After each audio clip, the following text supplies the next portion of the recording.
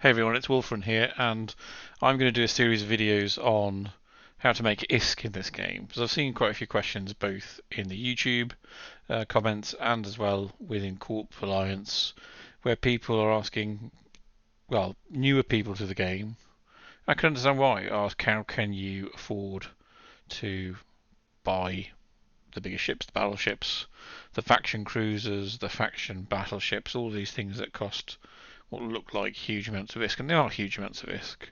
The reality is you can, but as you go up the tiers, you will exponentially make more ISK anyway.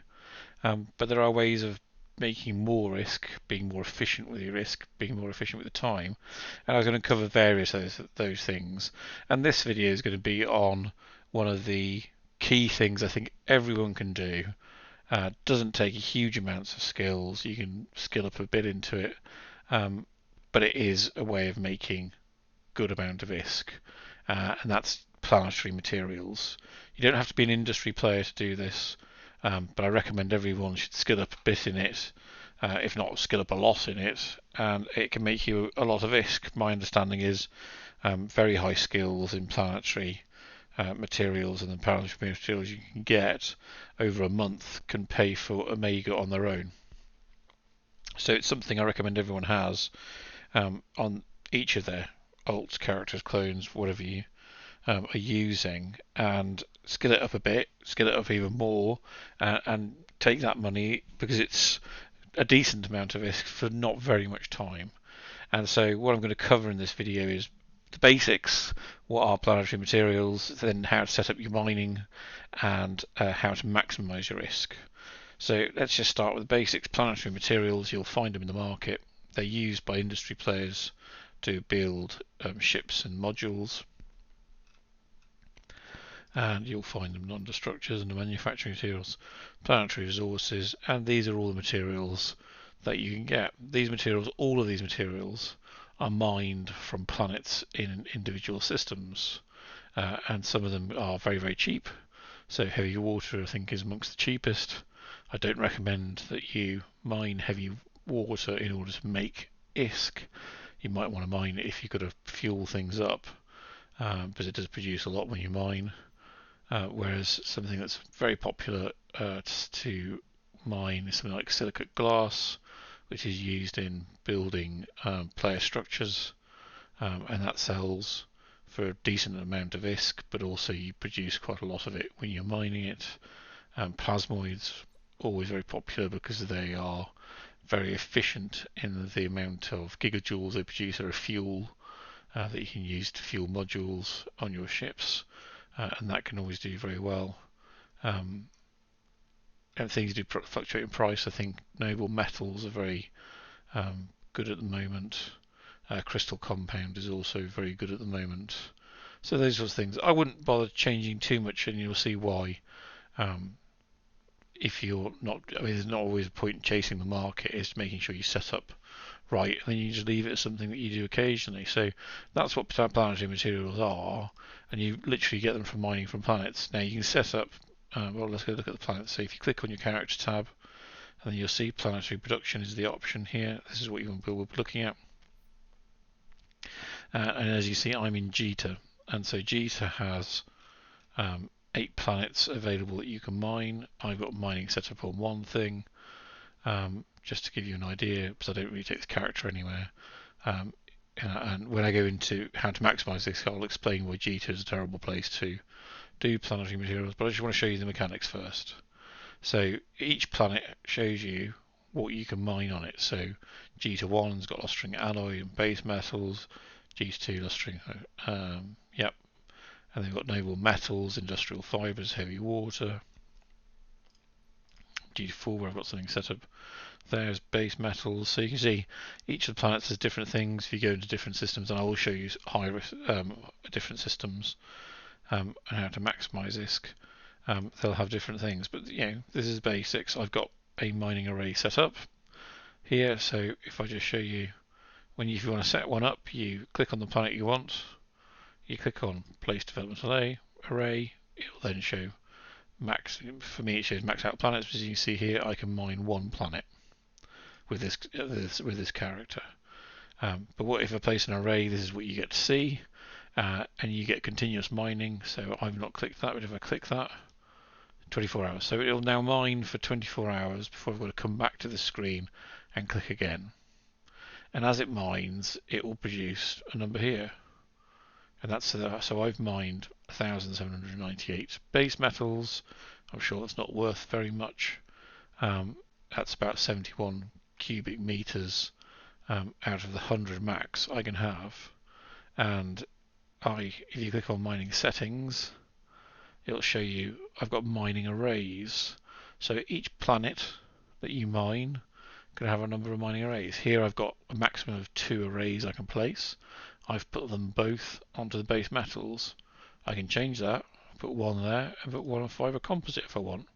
Click on confirm, and I'll start to mine fiber composite and base metals.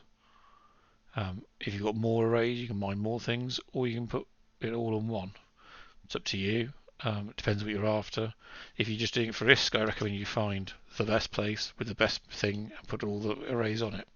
As we're going to go through that. And so once that's mined out, once that hits 100, no matter how here 100 cubic meters, so that's my mining array is full. I won't be able to mine anymore. No matter how many times I click on that, it won't reset it. It won't happen, nothing, until I empty the planet. Emptying the planet's easy. There's a tip as well here, as you'll see when I go switch to a different character, you can get much higher cubic meters, and sometimes you don't want to make loads of trips, so you might take 2 or 3 days to fill up your cubic meters and say, well, I only want to take a trip every six days. So what you can do is do launch, tells you it will generate a container in space. I'll show you that in a moment. I confirm. Yep, I can set my autopilot to go there if I want. You don't have to. Not going to set it now. So you see it's now counting down. If I quickly pause it, I will now continue mining, because if you can see it's been set back to 0 on the planet, and my extraction, the launching, has been paused. Now it's going to have put a little bit of material in space, so people can take that if you're in low sec or null sec. They can't take it in high sec. So it's going to put some material in space, but it means I can fill it up again and then launch it all in one go and go get it. Just saves me doing multiple trips if I can't be bothered. So that's one way I'm going to do it. So what I'm going to do here is I'm just going to go through this process again. I'm going to undock yet. So as you can see, it's going to take 2 minutes and 40 seconds to launch all my materials into space. I can go get that at any point, but I'm going to wait until it's done. But if I just click, so it's already set it as my destination, but I can click that as set destination, and it will make my autopilot. You'll see when we go back to the main screen. Set that as my destination to my container. I'm going to have to put a ship on. We'll go with Zanyu,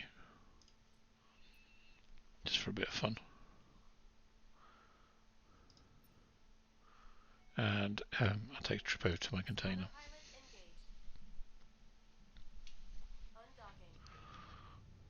You can do planetary materials whether you're in space or whether you're in a station, doesn't matter. You just need to be in the system that you want to place the materials, where you want to place your mining arrays.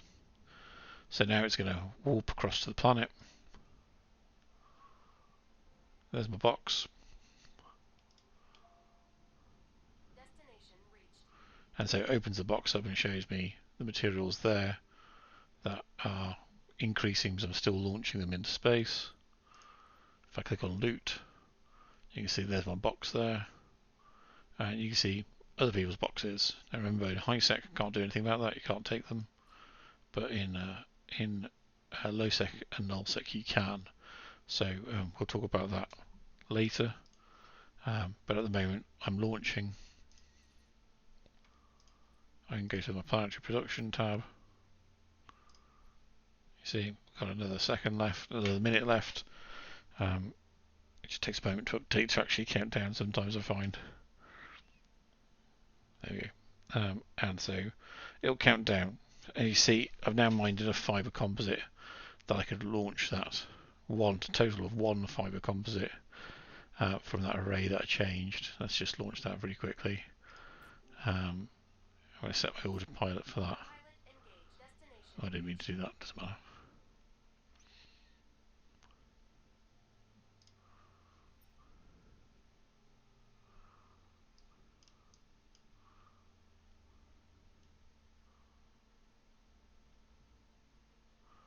I think that's almost it. I mean, even if I did take it all now, that's fine. It continues sending it in space. You'll see another container will appear in a moment. That's mine.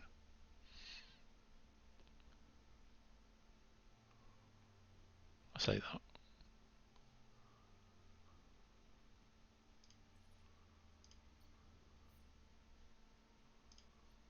I know I've launched. I've taken everything.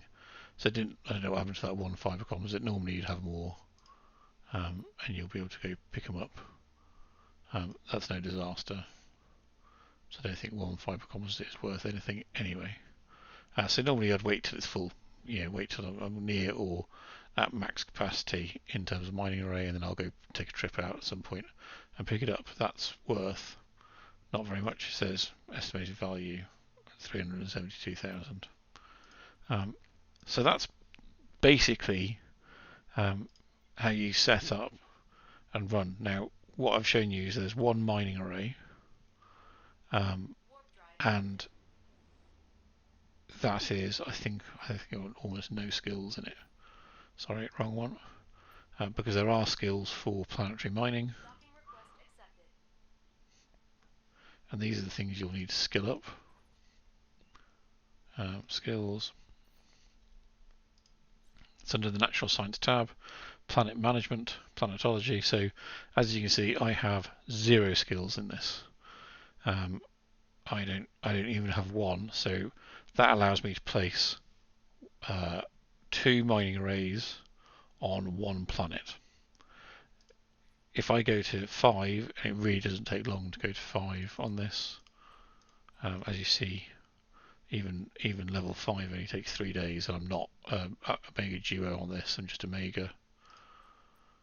And what you get is plus 4 mining arrays, so that'll be 6 mining arrays per planet. And at level 5, I'll get 2 planets.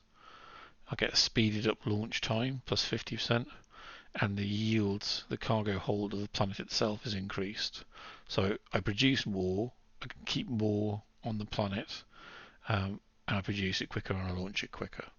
So if you do that, if you go to level 5 on advanced, which does take longer, you get plus 2, so now you'll have 4 maximum planets, increase everything else, so you produce more, you've got more planets that you can mine on. And if you went to expert 5, which I'd be surprised you would, that does take a long time, but you could take yourself to 5 planets with level 2, 6 planets with level 3, so that wouldn't take an inordinate amount of time. Then levels 4 and 5 would take a fair amount of time. Sorry, no, it takes you to 5 planets. Level 3, that's me misreading that, sorry. So those aren't cumulative, because that's the total bonus you receive. So it's well worth skilling up, because with that amount of things you can then produce quite a lot. The other thing that is relevant to how to maximize your risk is, so you maximize it through increasing your skills, because you've got more planets, more arrays running it. There's also security status of the system. So you saw that in Jita I don't produce very much, but that's because it's a 0.9 positive 0.9 high-sec system. High-sec systems are going to give you the worst production. So if I just jump over to another character,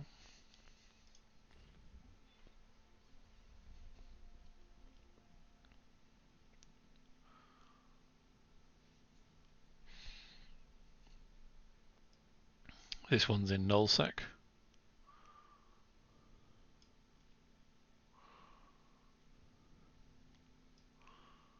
I'll just put them out by planet in nullsec.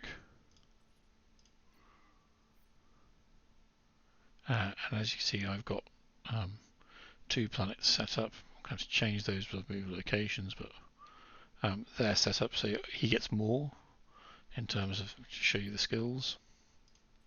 Again, I haven't maxed out the skills. Some of my characters got more than this, some have got less. It's not been a massive priority, but at 4 I get a bit more and I make a bit more risk. As I said, it doesn't take a huge amount of time out of it, but if you went to advanced planetology, expert planetology, you can make a lot of ISK. So if you just jump back, and as you'll see, I've got 250 cubic meters of material for time. Each time if I do that trick where I pause it, I can make that 500 per trip, which is absolutely fine. As you can see in this system, it's a 0.2 system I think I'm in now as well. I can have 2 planets. I've got 2 planets there. I'm not going to change those, but as you see, you get a lot more things that you can mine.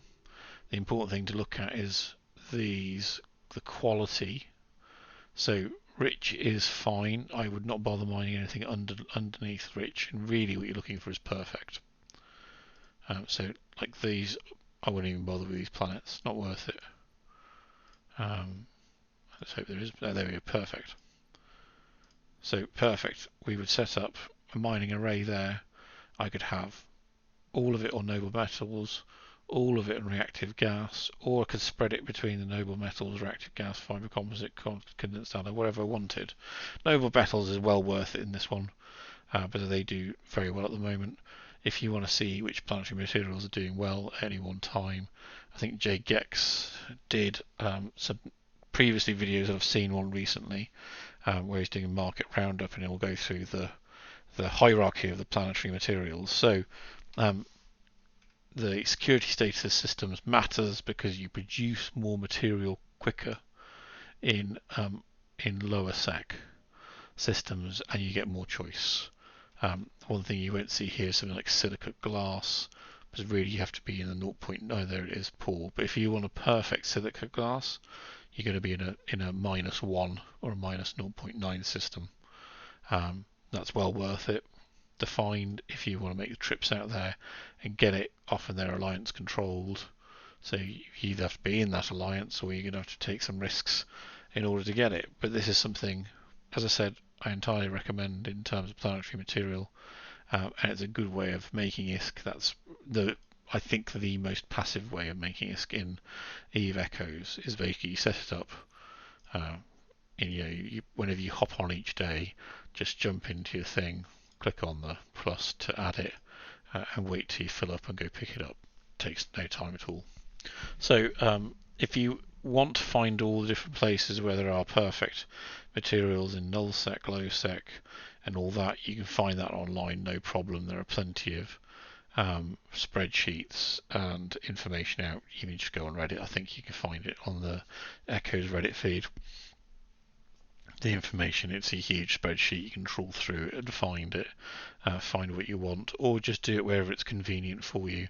But I do recommend a nullsec setup. So that's even fine because with an interceptor setup, I can go pick up my materials even on a double 500 cubic meters if you get an H1 interceptor, and put some cargo rigs on it. You'll get a cargo hold that's big enough to take your entire planetary material run in one go.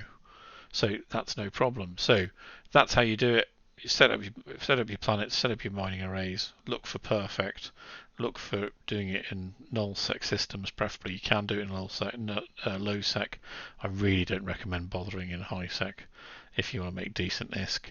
Rack up the skills, spend a bit of time doing that, and you could be making very good monthly income from that. Just collect the materials, sell them on the market at the best price you can, and that is, as I understand it, can fund Omega all on its own without anything else. That's not it totally on planetary materials. Is one other thing I wanted to cover, and I'm just going to switch to a different video for that. So there is a PvP or darker element to planetary materials. Here you can see I have my Cryos, and that is full of planetary materials that I have stolen from other players. Because when you do those loot containers into space, you can go take them if you're in nullsec or lowsec, and take it from those other players. There's about, I think there's about 100 million in ISK, 96 million estimated in ISK. That fills my Cryos cargo hold. I'm hauling it back to Jita in order to sell, because that's what I do until exploration comes. This is the thing I do on the side. It might annoy people, but it's part of the game, and something to be aware of. So if you're picking up your planetary materials, you need to protect those. So you need to plan how you're going to do it. How you steal planetary materials is easy. Go to a system where you think they're going to be, and I'll leave you to figure out how you do that. Uh, you and then you have to walk around the planets looking for those loot boxes. You can see here I'm in a system, and I'm just warping through. Now they're going to know I'm in this system. They'll have seen me pop up in local. There's 39 people in the system. It's a red system to me.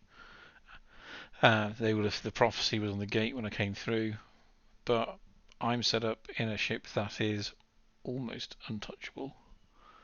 Not quite untouchable. I have lost it doing something stupid. But basically, you just walk around the planets until you find the boxes. There are two types of ships that you can use for this. I'm going to go through loadouts for both of them. They are one is an Atron interceptor. Don't use any of the other interceptors. It's about cargo hold space. And the other is a covert ops frigate. And again, the one I use is the Magnate. There are benefits and disadvantages to them. I'll go through the fittings after I've just shown this little bit and explained why. Well, at the moment, my preference is to use the Atron interceptor. Basically, I autopilot to where I want to go. I can then fly through. I don't have to worry about gate camps. I don't have to worry about interdict bubbles. No one can really stop me at the gate. No one's going to lock me, as I'll show you in my fit, quick enough, because I am simply faster than anything can lock me.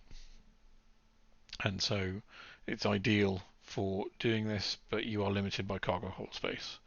Using Magnate Covert Ops, you have a much larger cargo space, but you have to spend a bit more care in the way you travel around and do this. And so that's really what you need to do. So here I found myself one, but I've also got a red on it. I'm not too worried about this red, as it's a Magnate Covert Ops. He's sitting right on his container. Now, what's happened there is he's grabbed his container as I've approached. I have stolen these containers from people while they've been sitting next to them, so you really have to pay attention. I didn't get it. As you can see, it relaunched the container because it was obviously not finished launching, but I'll give him that one. He was here paying attention to his planetary materials, and I didn't get them. It's a bit of fun. It's not particularly difficult in terms of PvP or anything like that. This ship has got no guns on it. I've got no guns, nothing else. I'm not wasting any other risk on this ship. If it gets caught, if I get scrammed, webbed, down, that's it, I'm done. I've got no tank on it. It can't survive. There's no point to it. And as you can see there, I just flew past something that looked like it had a container, but I move on to another. And basically, I just don't stop. That's really my tactic for dealing with it. Anyway, I'm going to move on to the fits for the ships. You can see basically what you do. You just warp up to the loot and loot it, put it in your container and into your hold, and that's it. It's done. So, those of you who want to do this, these are the two ships I would recommend. I use Magnate Covert Ops for a long time, and then I moved up to the Atron Interceptor. So if you're not tech level 8 yet, obviously the Interceptor's not available, so I think the Magnate's the best option. Imicus Covert Ops is another good option, but it is about cargo hold, and I think the Magnate has the largest cargo hold. I'm going to show you. Yeah. So in terms of the ship info, it's not a huge amount you need to know about it. You're not bothering about the scanner resolution. Basically, it's just about speed. So you do get an inertia modifier with a frigate command bonus, and you get the plus 5% cargo hold capacity per frigate command bonus level. And so you've got a 1500 base cargo capacity, which is great to start with, and you can up it with cargo rigs. And let's just see how I've got this fitted. I don't have mid slots, I don't have high slots, because I am not looking for any engagement. If I get engaged, this ship is not going to survive. I have kept it, there's polycarbons just to make it go faster. You can swap those out of cargo rigs to increase your cargo capacity hold. I could put some tank rigs in if I really wanted to, but again, my expectation is if I get locked, then I am dead. I'm not expecting this to be an expensive build. You can make it expensive, but cargo rigs get very expensive by tier 3. If you want, about as simple as that. Oh, sorry, I should have shown. What I have put on it for this one, you got to have the covert ops cloak. I've got a Mark 7, you can have a Mark 5, it's absolutely fine. That allows you to basically warp around cloaked. So if you're doing the planetary materials, you can just warp around. Obviously, a lot of people use these for ninja looting in anomalies from other people. That's a bit trickier to do because you've got to be able to avoid things. You can't get too close. The covert ops will get decloaked if someone gets close enough to you. Other than that, I've got a micro warp drive. Again, that helps because if you hit a gate camp when you warp in, what you do is you pulse the micro warp once in a direction that takes you out of the gate camp, and then you immediately hit the covert ops cloak and hope that no one gets to you fast enough to decloak you. They probably won't because these ships are generally the fastest in the field. That said, some potentially could catch you. And then just to make things faster, I've got a basic inertial stabilizer on. That's my setup. As I said, I wouldn't spend a load of ISK on it. The ship itself is cheap. The rigs, I've obviously bought polycarbon a while ago at some point, and that's one of the free ones. Cargo hull ones, you can get the free ones as well. Don't spend a load, because if you lose it, it's not a big loss. That's very simple, and I suppose I'll just show you navigation and the warp prep time. Frankly, could be better, and you're relatively fast, so it's a good ship to have. Just so you know, I get a lot of bonuses because this character is heavily skilled in frigates. So I'm 554 on my frigates, and 55 and 55 in both afterburners micro warp drives. So I am heavily skilled up, I accept that. So if you're not as heavily skilled up, you will get disadvantages. But it's still viable. Planetary Materials, it's certainly viable with Covert Ops Cloak. It's the gate camps that are more problematic. The main ship I use for this, apparently I've got stuff in there. I know that's the main ship I use is my H1 Interceptor build. And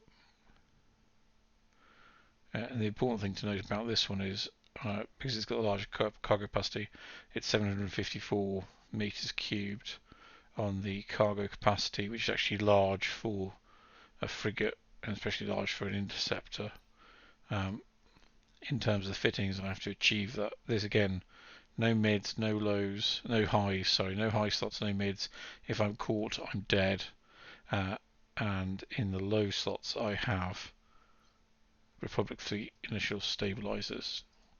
I put 3 of them. So I'm not putting anything else in it. I don't need a micro warp drive. I don't need an afterburner. I'm not looking for this engagement. I just warp through gate camps because it's an interceptor. This is a build for a sole purpose only. Trying to keep it cheap as possible. It is not cheap because the ships aren't cheap frigates. They're cheapish, and my rigs are expensive. And these are cargo hold rigs. So I've got a 1 and a 2 and a 2 in. 2s are 17 million at the moment, so that's actually not too bad. I think 3s are 80 or 90 million, so that's when it starts to get quite expensive. They've dropped a bit, 70 million. But still expensive if you had 3s on. So it's up to you which ones you put on and how expensive you make this build. As I said, I have high skills. Now, one of the main advantages in my fitting, I put these on, is this. My warp preparation time is 0.74 seconds.